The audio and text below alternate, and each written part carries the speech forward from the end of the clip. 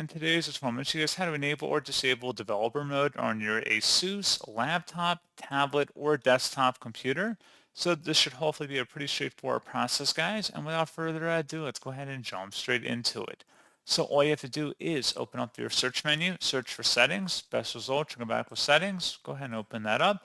And then on the left panel, you want to look for something that says system. You want to go ahead and just select that. And then on the right side, scrolling down, select the advanced option.